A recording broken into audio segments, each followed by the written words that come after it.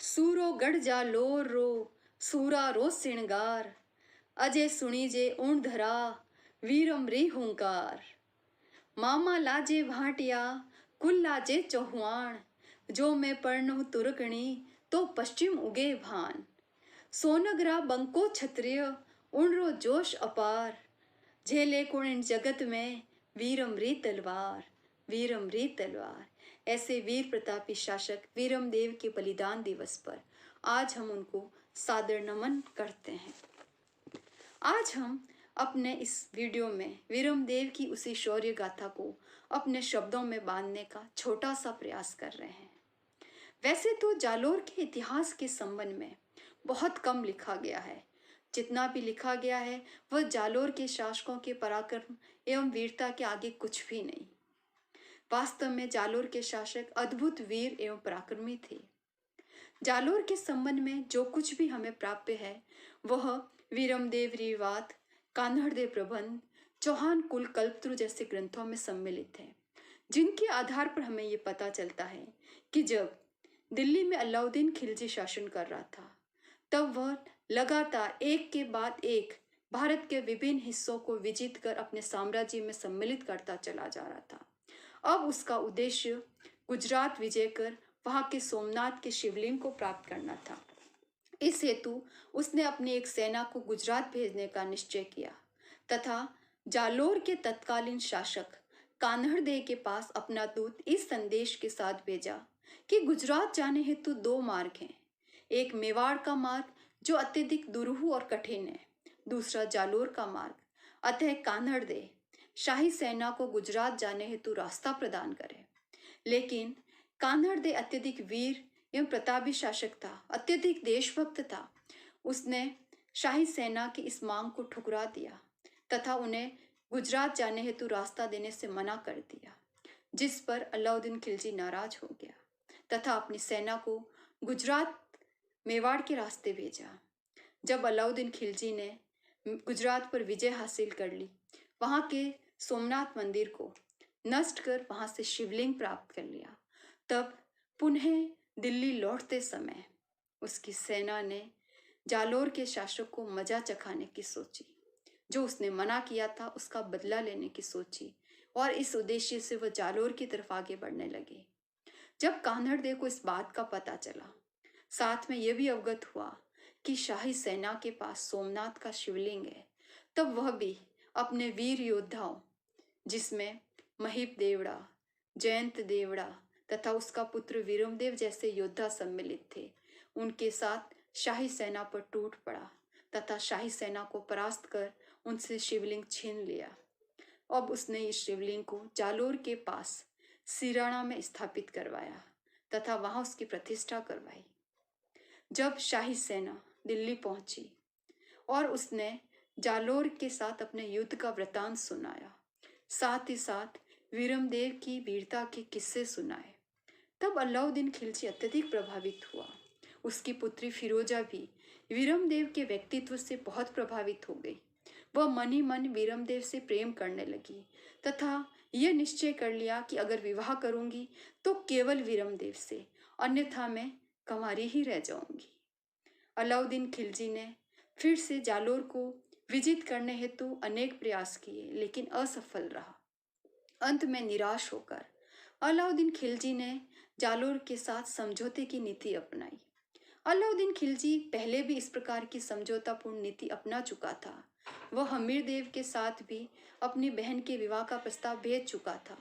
अब उसने वीरमदेव के साथ अपनी पुत्री फिरोजा से विवाह का प्रस्ताव भेजा, लेकिन वीरमदेव ने उसके इस प्रस्ताव को ठुकरा दिया तथा ये कह दिया कि अगर मैं किसी तुर्क शहजादी से विवाह करता हूँ तो मेरा ननिहाल पक्ष, मेरे मामा का वंश जो कि भाटी वंश है, वह शर्म से झुक जाएगा तथा मेरा स्वयं का कुलवंश जिसमें महान पराक्रमी चौहान शासक हुए हैं, वह भी शर्म से झुक जाएगा। अतः मैं किसी तुर्क शहजादी से विवाह नहीं कर सकता। ऐसा तो तभी संभव है जब सूर्य पश्चिम दिशा से उदित होगा। अतः मैं किसी भी दशा में फिरोजा से विवाह नहीं करूंगा। अलाउद्दीन खिलजी इस बात से पुनः क्रोधित हो गया और उसने पुनः जालोर पर आक्रमण कर दिया। उसकी शाही सेना ने महीनों तक जालोर को चारों तरफ से घेरे रखा। जालोर के दुर्ग के भीतर खाद्य सामग्री तथा शस्त्र सामग्री की कमी आने लगी, क्योंकि बाहर से आवागमन बिल्कुल बंद था। धीरे धीरे भीतर की स्थिति कठिन होती जा रही थी। उसी समय दुर्ग के एक सेनापति बीकादैया की धोखे के कारण शाही सेना दुर्ग में प्रवेश करने में सफल हो गई। जब कान्हड़देव ने देखा कि शाही सेना किले के भीतर प्रवेश कर ही रही है, तब उसने बैशाख शुक्ल पंचमी को राजगद्दी पर अपने पुत्र वीरमदेव को बिठा दिया तथा स्वयं अपने अंतिम युद्ध के लिए तैयार हो गया। उसके साथ उसकी रानियों ने भी जौहर का निश्चय किया। उनकी रानियों के साथ समस्त समाज की विभिन्न वीरांगनाएं भी इस जौहर के लिए तैयार हुई। कहा जाता है कि जालोर के अतिरिक्त जहां भी जौहर हुआ, वहां एक स्थान पर एक साथ सभी क्षत्रियाणियों ने जौहर किया। लेकिन जालोर के जौहर की ये विशेषता रही कि वहां कुल 1584 स्थान पर जौहर की ज्वालाएं जली, और जिसमें विभिन्न समाज की विभिन्न वीरांगनाओं ने जौहर कर अपना बलिदान दे दिया तथा कान्हड़देव अपने पुत्र वीरमदेव तथा अन्य वीर योद्धाओं के साथ इस युद्ध में पूर्ण पराक्रम के साथ युद्ध करने लगा।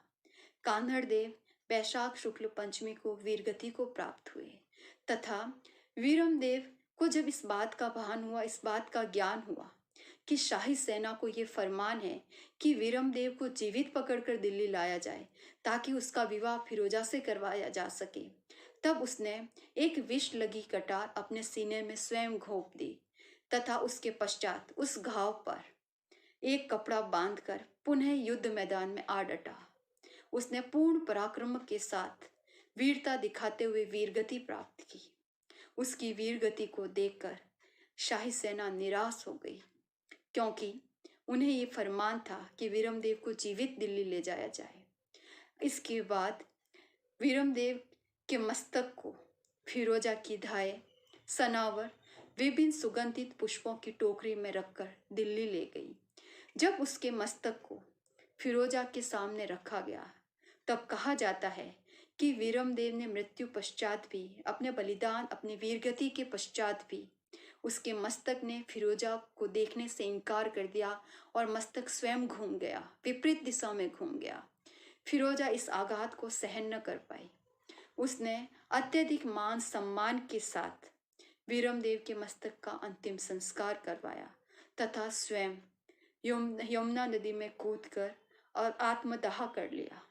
इस प्रकार वीरमदेव एक ऐसा योद्धा जिसने जीते जी तो अपने वंश की मान मर्यादा के लिए तुर्क शहजादी से विवाह नहीं किया, वह चाहता तो तुर्क शहजादी से विवाह कर शाही जीवन जीता, लेकिन उसकी देशभक्ति ने उसे ऐसा करने नहीं दिया। लेकिन मरने के बाद भी उसके मस्तक ने भी फिरोजा को देखने से इनकार कर दिया। तो ऐसे थे महान योद्धा वीरमदेव। आज बैशाख शुक्ल षष्ठी तिथि को हम उनके इस बलिदान दिवस पर फिर से उनको श्रद्धांजलि अर्पित करते हैं, नमन करते हैं। धन्यवाद।